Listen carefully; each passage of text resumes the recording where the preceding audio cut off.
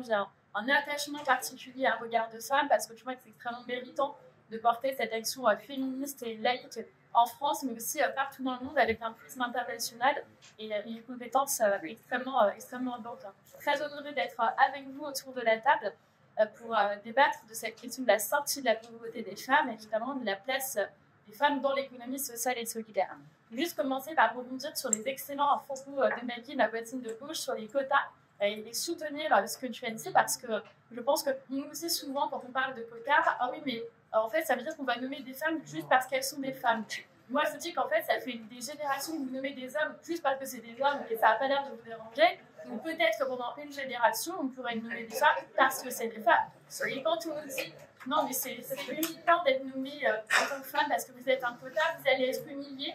Bah, moi, je trouve que ce qui est humiliant, c'est de ne pas être nommer du tout et de rester chez soi en train de faire le ménage et d'attendre que des femmes seules pour qu'on daigne nous nommer quelque part sur notre compétence. Parce que quand on nous dit que seule la compétence compte, comme par hasard, en général, la compétence a des masses.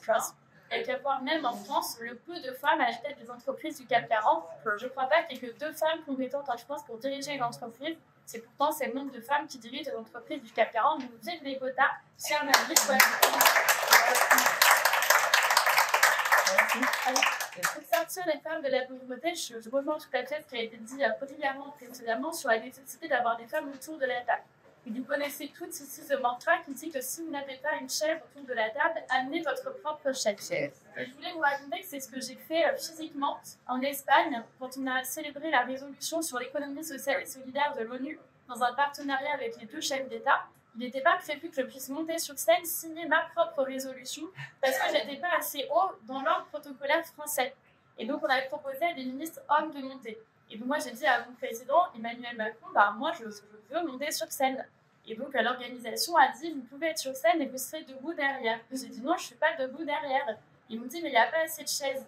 Et je me suis retournée vers la scène et je me suis dit, mais attendez, il y a 200 chaises pliantes, je monterai avec une chaise. Et donc, pour éviter le fait d'avoir un incident diplomatique et une ministre qui monte avec sa chaise de camping à la main, quelqu'un de l'ordre protocolaire a ramené une chaise en même temps que moi, à mes côtés, pliante, pendant que je marchais, a défait la chaise, je me suis assise, j'ai signé, je me suis levée, ils ont refait la chaise. Et pour l'anecdote, le président Macron était mort de rire pendant toute cette séquence en soutien au fait que j'avais exigé d'avoir une chaise. Donc je pense que c'est toujours important d'exiger physiquement d'avoir sa chaise autour de la table. Alors je voulais vous dire également qu'en ce qui concerne la place des femmes dans le monde politique, j'ai fait partie de la commission d'investiture qui a dû identifier des femmes parlementaires pour être candidates. Et je veux partager avec vous 2 anecdotes que j'ai trouvées édifiantes. La première, c'est cette femme qu'on appelle en lui disant « Bravo, on a retenu votre candidature, vous allez être candidate, c'est une circonscription dernière et vous serez députée pendant 5 ans. » Et elle nous répond « Oh là là, le drame, moi j'ai candidaté comme ça, mais mon mari aussi a candidaté.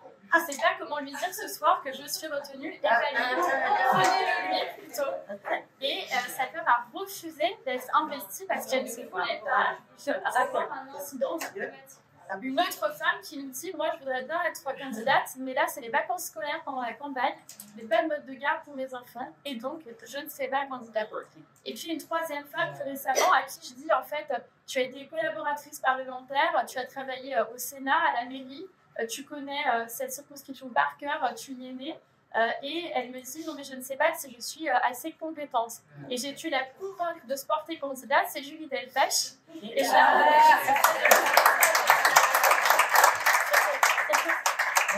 la meilleure candidate et c'est un grand plaisir de l'avoir avec nous comme députée. Alors, je veux dire aussi que maintenant, quand on va convaincre des femmes et qu'il s'agit bien d'être dans la vie politique, en fait, quelque part, on les jette dans la fosse au lion.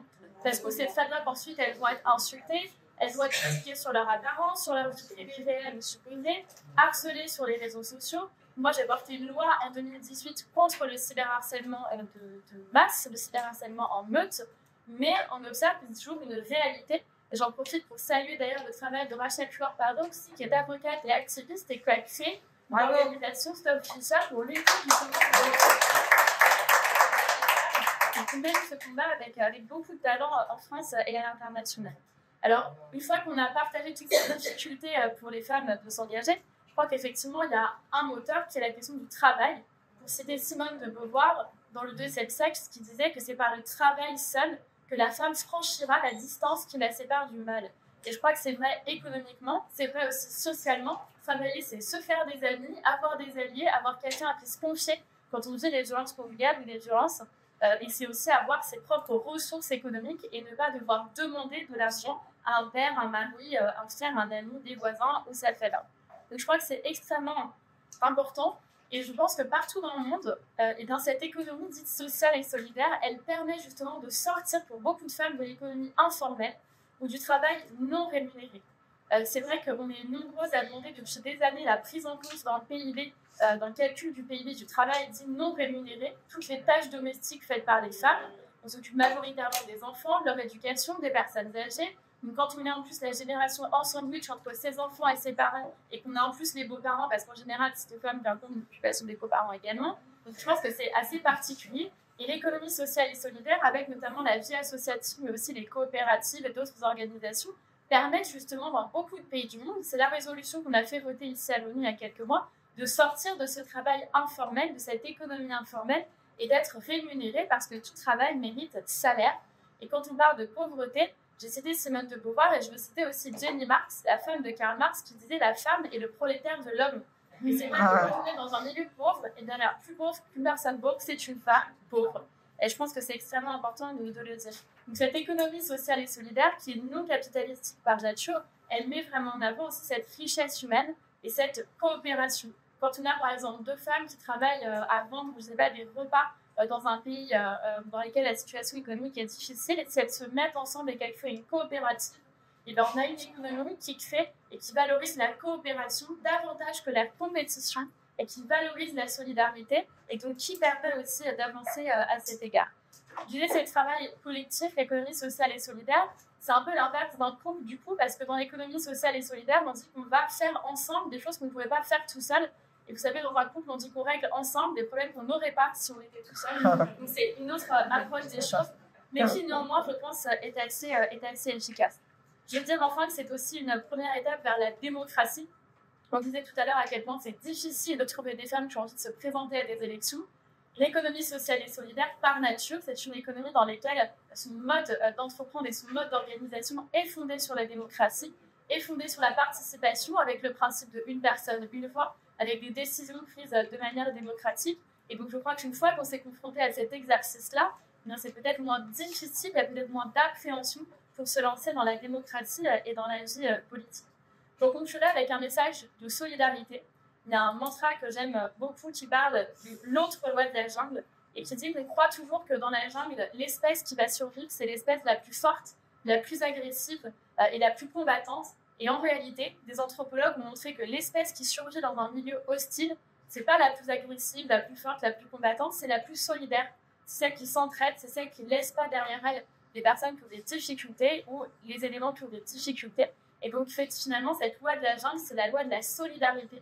Et je trouve que le monde et le système patriarcal tel qu'il est fait est déjà tellement difficile pour les femmes, tellement dur pour les femmes, qu'on s'en prend déjà tellement plein la gueule dès lors qu'on sort de chez nous et qu'on a envie d'être un peu visible et de réclamer l'application de nos propres droits. Alors, je crois que c'est fondamental de ne pas en rajouter entre nous et d'être un petit peu solidaire. Donc si j'ai un message à faire passer, c'est cette grande solidarité qui est mise en œuvre et en exemple aujourd'hui. Merci, chers